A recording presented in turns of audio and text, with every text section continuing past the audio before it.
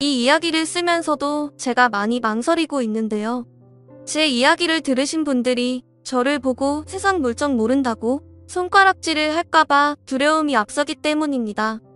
그래도 혹시나 저와 같은 분들이 계실까봐 같이 고민도 나누고 속에 응어리진 답답함을 풀어보고자 용기 내서 글을 적어봅니다. 그리고 다 들어보시고 난 후 제가 어떻게 결정을 하면 좋을지 이야기 좀 해주세요. 저는 올해 딱 60이 된 평범하지만 그렇다고 완전히 평범하지도 않은 여자입니다.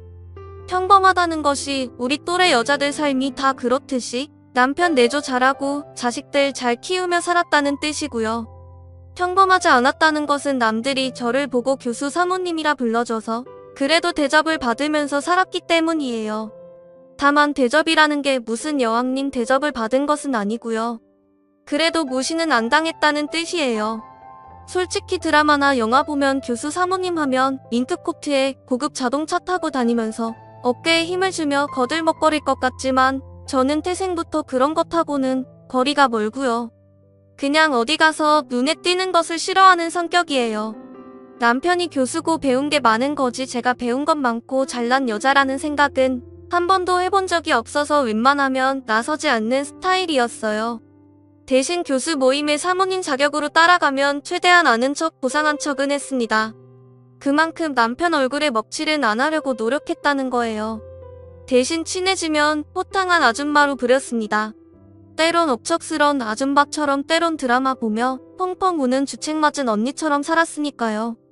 그렇게 열심히 내조하며 살았더니 남편도 대학 내에서 인정받고 자자들에게 존경받는 교수로 불리고 아들 역시 삐뚤어지지 않고 열심히 공부해서 지금은 의술을 펼치는 의사로 지내고 있습니다. 이젠 내 할 일 다 했다는 생각 드니까 어느 날부터인가 삶이 좀 무료해지고 기운이 쭉쭉 빠지더군요. 그래서 왜 이럴까 물어보니 주변 사람들은 목표가 사라져서 그런 거야 라고 충고를 해주는 겁니다. 앞만 보고 달려와서 모든 걸 다 끝내고 나니까 더 이상 뭘 해야지 이러면서 기운이 쭉 빠진다는 거죠. 이럴 땐 목표를 하나 세우고 그걸 위해 다시 또 열심히 뛰면 괜찮아진다고 하길래 그래서 목표를 하나 세웠는데요. 아들 여자친구에게 선물을 해주는 거였어요. 저희 아들이 결혼을 염두에 두고 같은 병원에서 만나는 간호사 여자친구가 있거든요. 솔직히 주변에선 의사 아들을 왜 간호사랑 만나게 가만두냐고 말렸지만 저는 생각이 달랐어요. 아들이 좋아하는 여자면 됐지 굳이 여자친구의 신분이나 직업은 문제될 게 없다고 생각했거든요. 그리고 여자친구를 만났을 때 어찌나 참하고 고운지 나중에 선물을 하나 해주고 싶었는데 이참에 목표가 제대로 생긴 거였죠. 아들 여자친구가 처음 우리 집에 인사를 왔을 때가 기억나네요. 말씀드렸다시피 제가 조용하지만 친해지면 좀 주책맞은 아줌마 성격이거든요. 그래서 아들의 여자친구가 오자마자 친해지려고 들이댔어요. 그래서 아들 여자친구에게 며느리라고 불러줄까요? 이렇게 말했습니다. 대부분 어른이 이렇게 이야기하면 당황할 만도 한데 그 아이는 활짝 웃으면서 제 팔짱을 끼고 내 어머니 이러더군요. 평생 무뚝뚝한 아들 하나만 키워서 딸 같은 며느리가 필요했는데 팔짱까지 끼며 살갑게 구는 아들의 여친을 보니까 제가 흠뻑 빠지고 말았어요. 그렇게 첫 대면을 하고 그 이후로 몇 번 따로 만나서 밥도 먹다 보니 금방 가까워지더군요. 시어머니와 며느리보단 엄마와 딸처럼 지내려고 노력을 했죠. 그러다 보니 결혼식 때 내 돈으로 꼭 선물을 해주고 싶었습니다. 물론 남편한테 이야기해서 생활비에서 아끼고 아낀 돈으로 선물을 사주면 됐지만 왠지 제가 번 돈으로 의미 있는 선물을 주고 싶다는 목표를 세우게 된 거죠. 그래서 남편에게 큰 소리를 쳤어요. 앞으로 당신한테 손 안 벌리고 내가 번 돈으로 우리 며느리 선물 사줄 거니까 말리지 마요. 그리고 나서 아는 동생에게 이 이야기를 했더니 제가 평소에 했던 것과 비슷하면서 돈도 벌 수 있는 일이라며 식당 서빙 알바를 추천해줬습니다. 아무래도 단순 노동인데다가 가정주부라면 할만하더라고요. 음식 나오면 손님들에게 전해주고 밑반찬 같은 거 좀 준비해주고 한가할 때 가게 청소를 해주는 일이었거든요. 가정주부라면 어느 정도 할 수 있잖아요. 근데 이번엔 손님들이 문제였습니다. 술 취해서 치근덕거리질 않나, 반찬이 맛없다며 던지질 않나, 아 정말 세상에 이런 진상이 다 있을까 상상도 못했던 사람들을 만나는 게 너무 힘들더군요. 그래서 그만두게 됐죠. 돈을 떠나서 직업만 보고 사람을 하대하고 무시하는 분위기가 정말 견디기가 힘들었습니다. 그래서 이 얘기를 아는 동생에게 하니까 언니는 너무 온실 속의 화초로 자라서 그래. 요즘 세상이 얼마나 무서운데 그건 약과야 약과. 세상이 정말 또라이 천지야. 그 말이 조금 이해는 됐지만 그래도 또라이보단 정상적인 사람이 많으니까 세상이 돌아가는 거라 생각했어요. 그래서 다른 일을 좀 알아봤죠. 이번엔 택시 회사에서 내부 세차를 돕는 일을 했어요. 근데 이건 몸이 부서질 것 같더군요. 택시 들어오면 안에 청소해주고 세차비를 받긴 하는데 안에 지저분한 건 둘째치고 너무 정신이 없고 기사님들도 어찌나 드센지 조금만 청소가 안 되어 있으면 막말을 퍼붓더라고요. 그래서 나중엔 마트 캐셔로 일하게 됐어요. 제가 공부를 잘했던 건 아니지만 이건 기계가 계산하는 거고 어차피 물건만 잘 담아주면 되는 일이니까 잘할 줄 알았죠. 근데 뭐든 쉬운 일이 없다군요. 하루 종일 서서 일하는 것도 힘들지만 물건을 빼달라는 손님부터 쇠치기에서 물건을 뚝뚝 던지는 무례한 사람까지 봤어요. 어딜 가나 진상들이 있더군요. 게다가 더 큰 이유는 제가 손이 너무 느려서 계속 실수를 하거나 포인트 버튼을 제대로 누르지 못하고 실수를 하니까 마트 관리인이 그만두는 게 어떻겠냐고 말하는 겁니다. 정말 자존감이 팍 떨어지더군요. 뭐든지 척척 잘 해낼 줄 알았는데 매번 실수하니까 제 스스로가 미워지는 겁니다.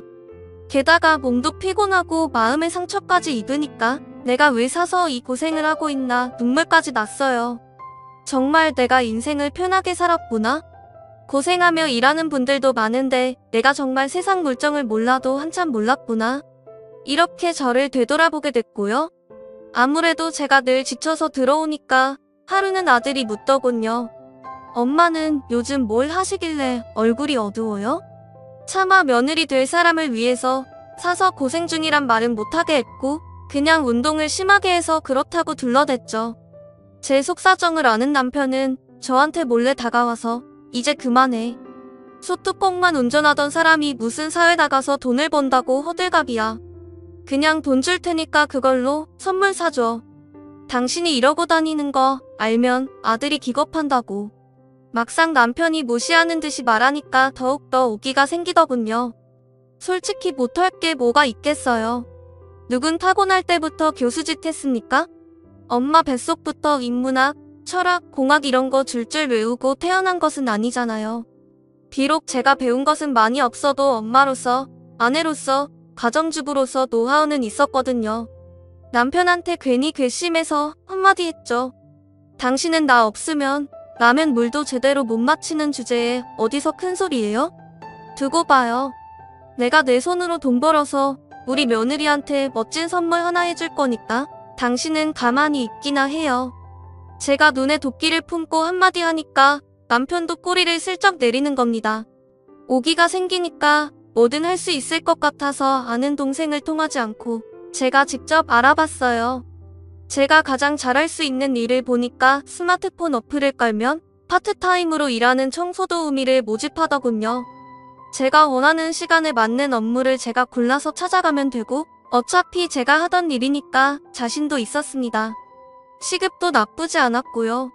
운이 좋아서 딱 한 달만 일하면 며느리 선물에 아들 선물까지 챙겨줄 수도 있을 것 같았어요. 그래서 처음으로 남의 집에 청소도우미로 일을 하게 됐죠.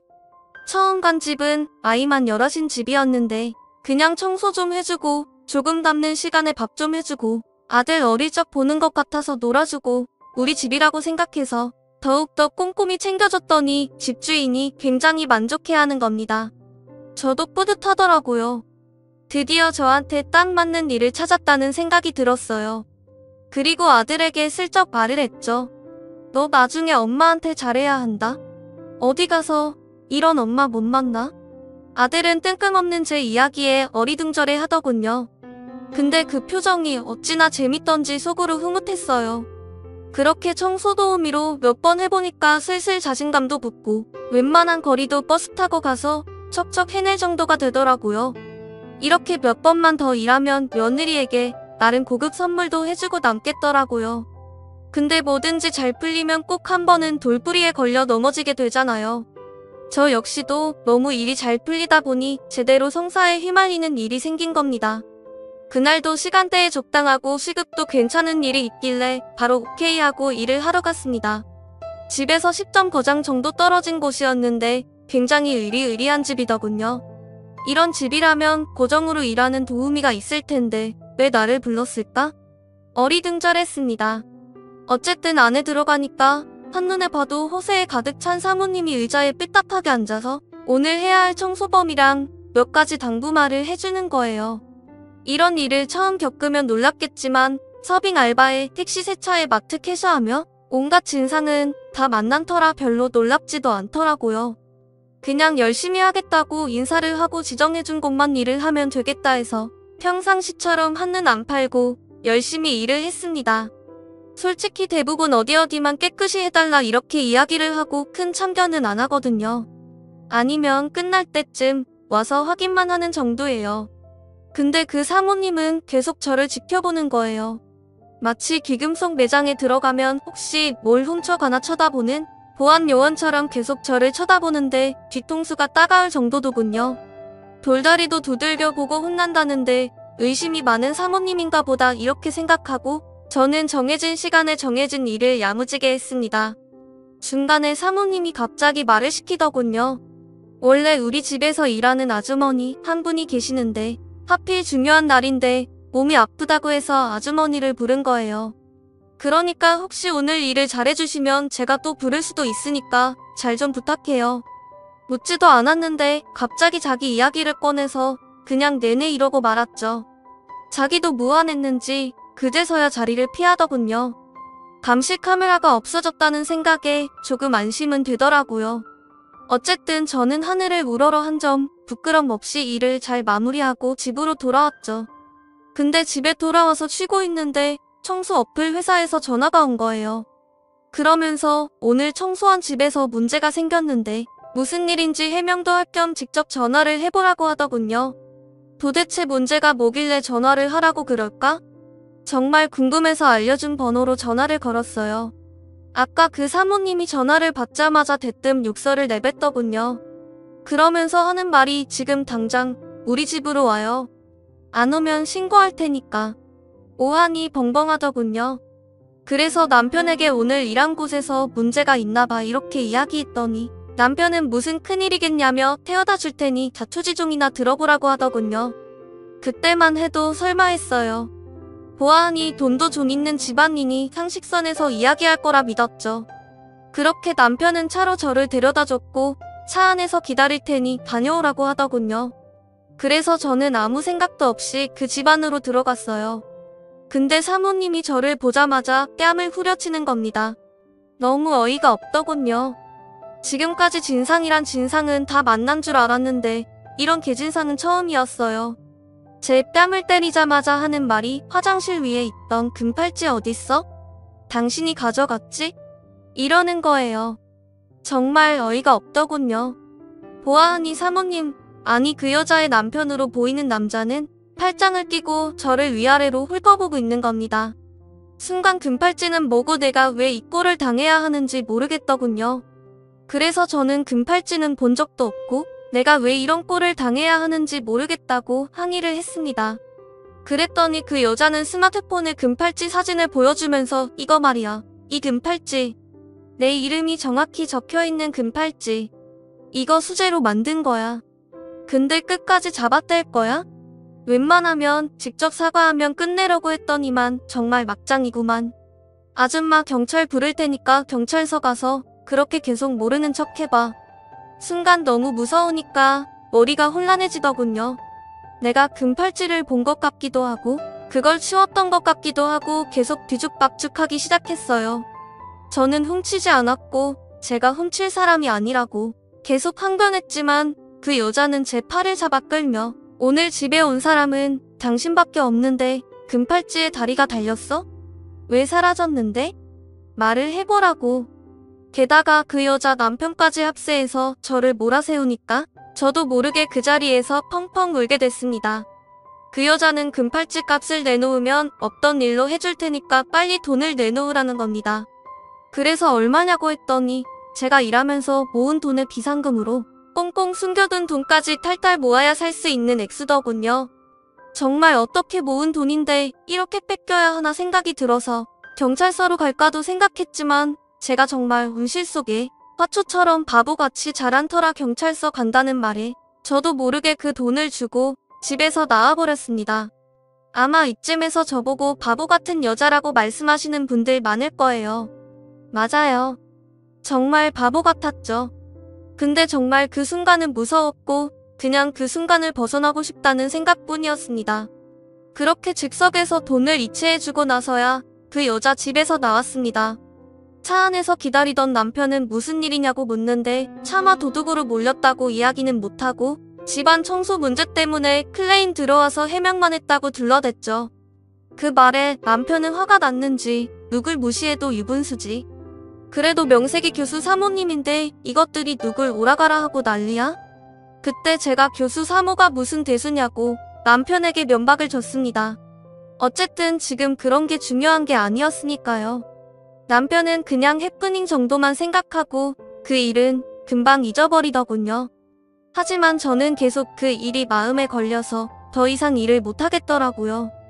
게다가 고생해서 모은 돈까지 다 써버렸으니 의욕도 완전히 사라졌습니다. 제가 늘 풀이 죽어 있으니까 아들이랑 아들 여자친구가 영문도 모르는 채 저를 위로해 준답시고 맛있는 것도 사주고 영화도 보여줬지만 계속 마음의 상처로 남는 거예요. 그리고 제가 정말 너무 순딩이 바보로 살았다는 걸 깨달았습니다. 그래도 시간이 약이라고. 어쨌든 그렇게 그 일도 잊혀져 가고 저도 어느 정도 마음을 가다듬을 무렵이었어요. 아들이 오더니 여자친구 부모님과 상견례 날짜를 잡으려고 하는데 언제가 좋을까요? 이러는 거예요. 가뜩이나 기분 좋은 일도 없던 찰나에 그래도 자식 위해 상견례를 한다는 생각을 하니 기분이 좀 괜찮아지더군요. 기쁜 마음으로 상견례 날짜와 장소를 잡고 상견례 날에 설레는 마음으로 상견례 약속 장소로 향했어요. 마침 아들이랑 아들 여자친구는 상견례 장소로 오는 길에 접촉사고가 나는 바람에 늦는다는 거예요. 괜히 사돈 내외를 기다리게 하는 것도 예의가 아닌 듯해서 남편이랑 함께 약속된 방으로 들어갔습니다. 그런데 들어서는 순간 저는 몸이 뻣뻣하게 굳었습니다. 바로 제 뺨을 후려갈긴 부잣집 여자가 사돈댁 자리에 앉아있는 거예요. 제가 그렇게 아끼던 아들 여자친구의 부모가 제 뺨을 후려친 여자와 그 여자의 남편인 거죠. 게다가 그런 사람과 사돈을 맺게 생겼으니 정말 머리가 핀 돌지경이었습니다. 남편은 영문도 모르고 제 팔을 당기면서 왜 이러냐고 묻는데 저도 어떻게 반응해야 할지 모르겠더군요. 갑자기 그 여자도 제가 기억이 났는지 언성을 높이면서 하니 그때 우리 집 금팔찌 훔쳐갔다가 걸린 아줌마 아니에요? 여기 왜 왔어요? 저한테 뻔뻔하게 소리를 치는 겁니다. 그때 그 기억이 떠올라서 제가 아무 말도 못하니까 그 여자는 마치 물 만난 고기처럼 이제 알았다. 이거 사기 결혼 아니야? 남의 집 청소부나 하면서 몰래몰래 훔친 걸로 사기 결혼하는 거 아니냐고. 교수 집안이라며? 아들이 의사라며? 근데 이거 다 뻥이지? 아주 신나서 소리를 치는데 그때서야 제가 정신이 들더군요. 그래서 저도 지지 않고 당신 지금 말 다 했어? 날 안 훔쳤다고? 그리고 사기? 지금 사기라고 했어? 당신 내 딸내미한테 거기로 가져와도 우리 아들이랑 결혼 못할 줄 알아? 제가 막 따지고 있는데 뒤늦게 도착한 아들이랑 아들 여자친구가 도착해서 저희를 말리며 자초지종을 묻는 겁니다.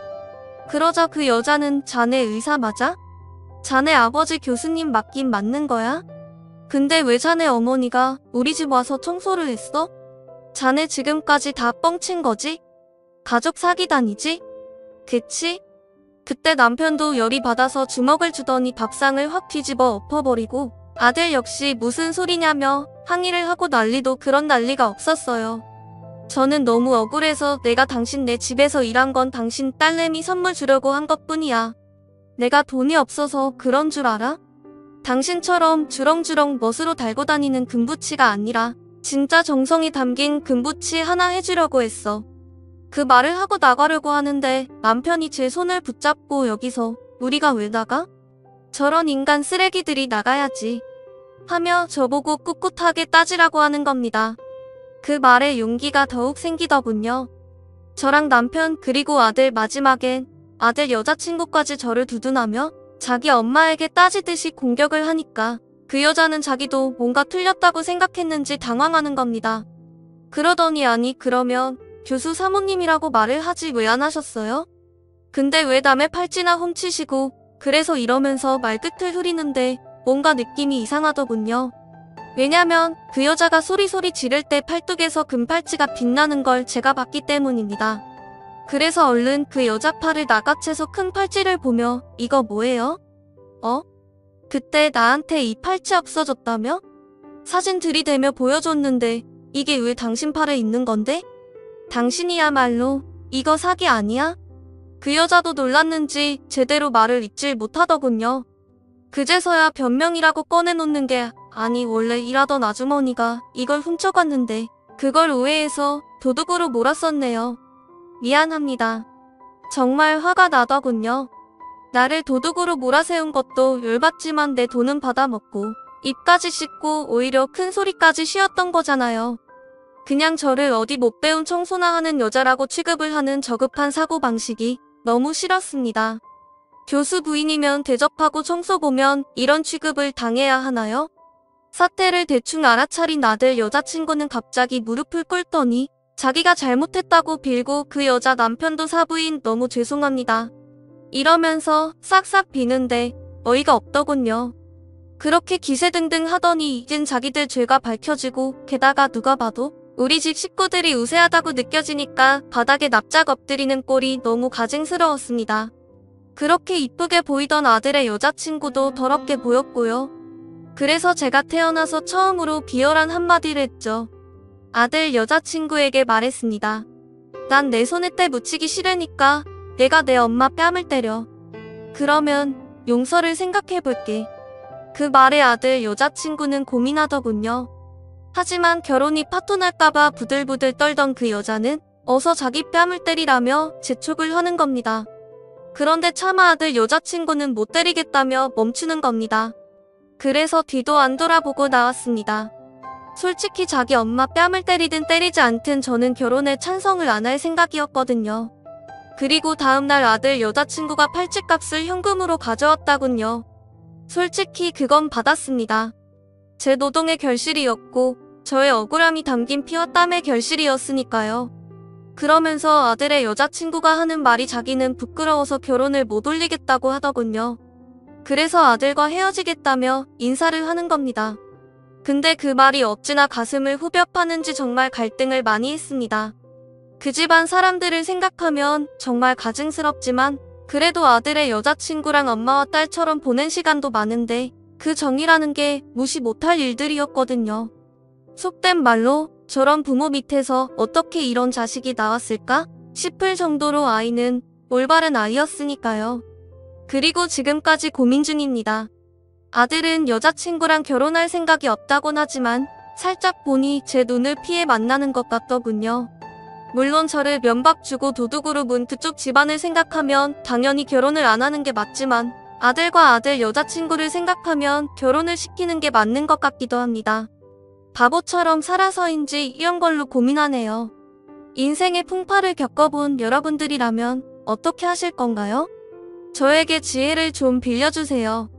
그리고 제 글을 읽어주셔서 너무나 감사드려요.